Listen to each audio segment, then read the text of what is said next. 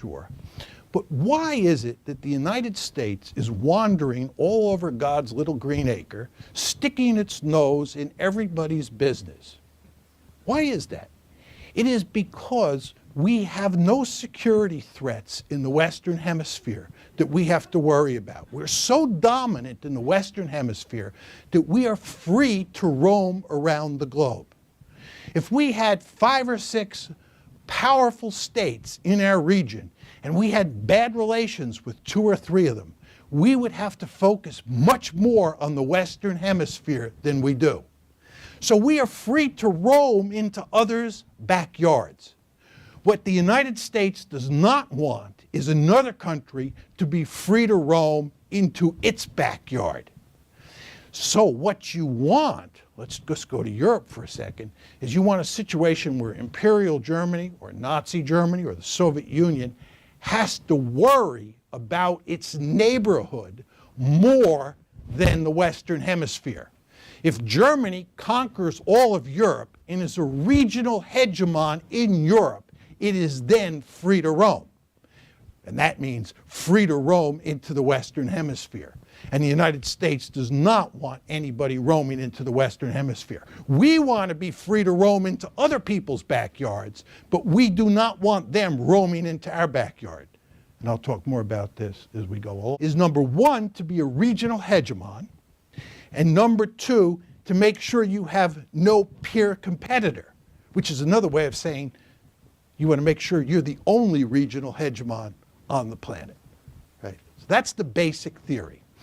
Now what I want to do is talk about the United States of America from 1783 to the present. And the argument I want to make is if you look at how we have behaved over time, we have behaved according to the dictates of my theory.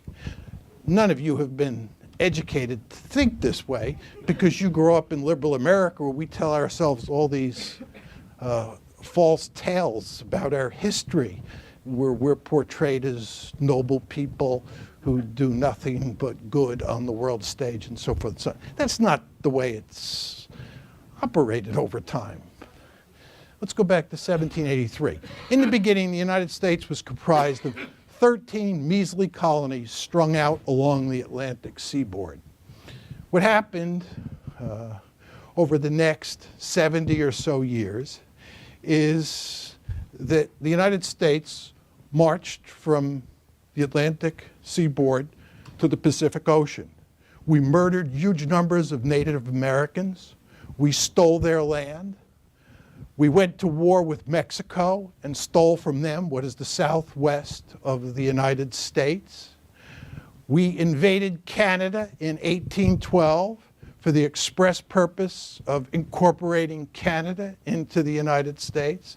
The British and the Canadians worried throughout the 19th century that we were going to pay them a return visit because they knew that we had a voracious appetite. Much of the Caribbean would today be American were it not for the slavery issue.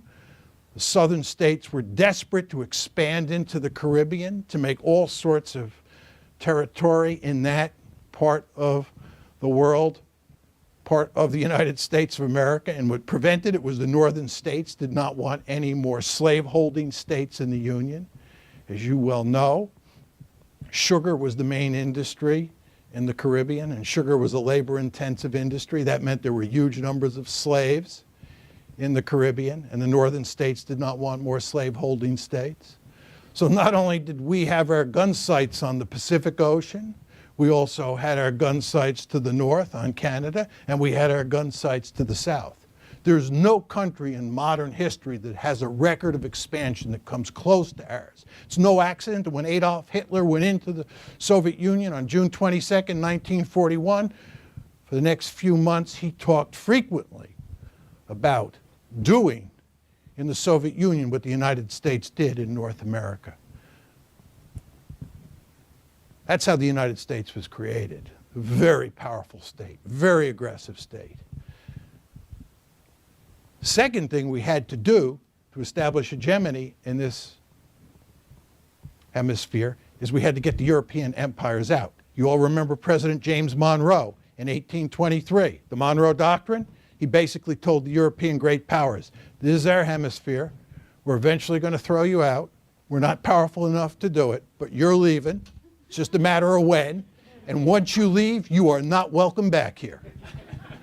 Again, there are enough of us in this audience to remember the Cold War. You remember how we used to go ballistic when the Soviets would do certain things in places like Cuba? Talk about putting missiles in Cuba, troops in Cuba, building a naval base at Cienfuegos. This was not acceptable to us. This was our hemisphere. We were bent on establishing regional hegemony. So my point is that by 1900, in the aftermath of the Spanish-American War, the United States had established regional hegemony. And as I said before, this is the only regional hegemon in modern history. Now, you have two goals. One is to establish regional hegemony, and two is to make sure there's no peer competitor. What happened in the 20th century? There were four potential peer competitors: Imperial Germany, Imperial Japan, Nazi Germany, and the former Soviet Union. The United States played a key role in putting all four of those countries on the scrap heap of history. The United States had no intention of allowing any of those countries to dominate Europe, Asia, or in the case of the Soviet Union, Eurasia. We entered World War I in April 1917, when it looked like the Germans might win that war, and we helped finish off the Germans. If I had an extra hour, I could give you my lecture on how I think the United States played the critical role in tipping the balance in favor of the French and British against the Germans. In World War II, we defeated Japan almost single-handedly, and we played a key role, although the Soviets played the key role, in defeating Nazi Germany in Europe. And of course, during the Cold War, we played the principal role in containing the Soviet Union, and then we helped usher it down the toilet bowl when the Cold War ended. And we were glad to see it go. And after it ended, we made it clear to the rest of the world that we had no intention of giving up American primacy. So the United States has a very clear record of not tolerating peer competitors.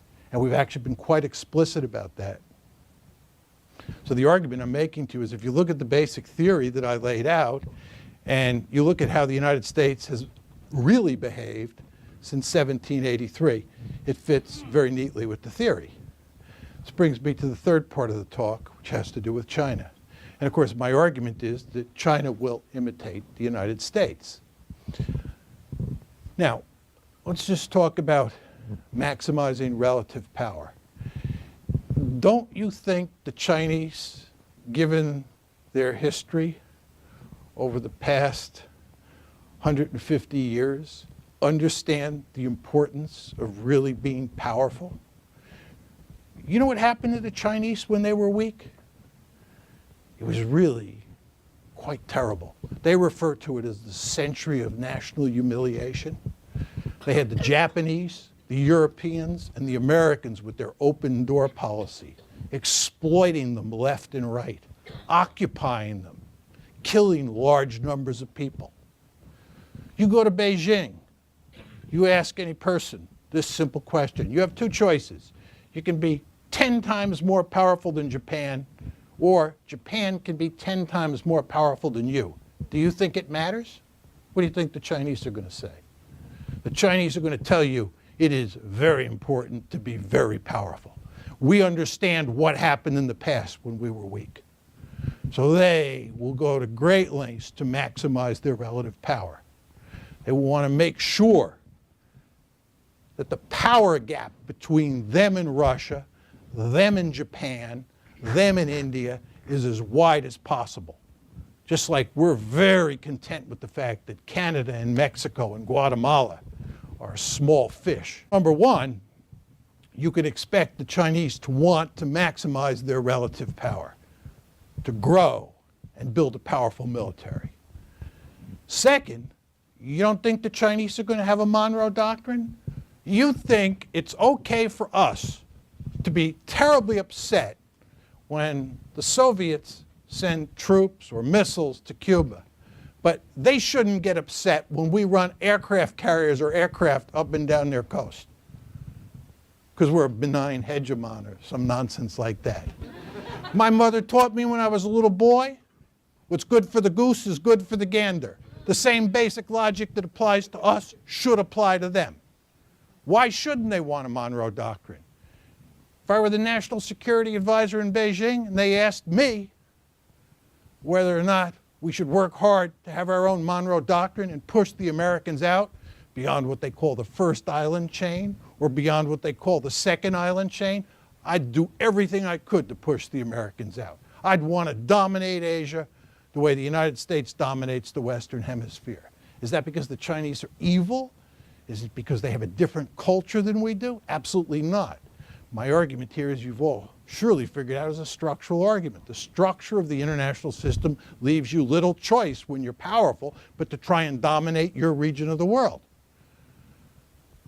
So you read the newspapers over the next 20, 30 years, you'll see lots of evidence of the Chinese talking about dominating Asia, about pushing the Americans as far away as possible. Because they're not going to be happy about our aircraft carriers and our aircraft and our ground troops sitting on their doorstep for the same reason we're never happy when anybody does that to us. Now, what is the United States likely to do? How's the United States likely to respond? We're not going to allow China to dominate Asia. This is the basis of the pivot to Asia. Right? And this is just the beginning. We're not going to tolerate that. We do not tolerate peer competitors. It will go to enormous lengths to contain the Chinese. Chinese will go to enormous lengths to push us out, and we'll go to enormous lengths to contain them. Because again, you see our great fear is that if the Chinese dominate Asia, they'll be free to roam. You can already see the Chinese roaming in Asia. You can see them roaming in the Persian Gulf. And I'm not being critical of them for 1 second. I say this admiringly as a good realist, right? They roam, but we do not want them roaming into our backyard. Great powers like the United States do not tolerate that. So we'll go to great lengths to contain them, right? And then the question you have to ask yourself is, what will the neighbors do? Well, the neighbors will almost all balance with us. You can already see this beginning to happen. Just go home and Google Japan and India. Japan and India, despite the fact that they're separated by great distances and a lot of water, have basically jumped into bed together. And they're playing kissy face with each other. And they're doing it mainly because of China. The United States and India, I often say to students, why are the United States and India such good friends today? And of course, the normal American answer is because they're both democracies. To which I say, that can't be the answer because we were both democracies during the Cold War and we didn't get along with each other. Right? In fact, the Indians did not like us at all. Right? And we didn't really have much time for them during the Cold War. Something changed. And that something that changed is China. Right?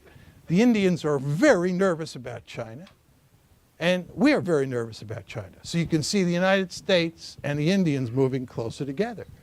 The balancing coalition will look like this. It'll include Japan, South Korea, Taiwan, Singapore, Australia, Indonesia, India, Russia, and the United States. Those will be the core players. Right? And the interesting question is what happens with countries like Pakistan, Myanmar, Laos, Cambodia. Right? Those are the four that are likely to be on the other side. But we will have all the powerful countries in Asia on our side. They'll be part of the balancing coalition. And the main reason is that those countries live next door to China, and China is much more of a threat to them than the United States is. Same reason everybody balanced against the Soviet Union and didn't balance against the United States, because the Soviet Union, being a neighbor of the countries in Europe and in Northeast Asia, was a much greater threat than the United States was. So that'll be the balancing coalition.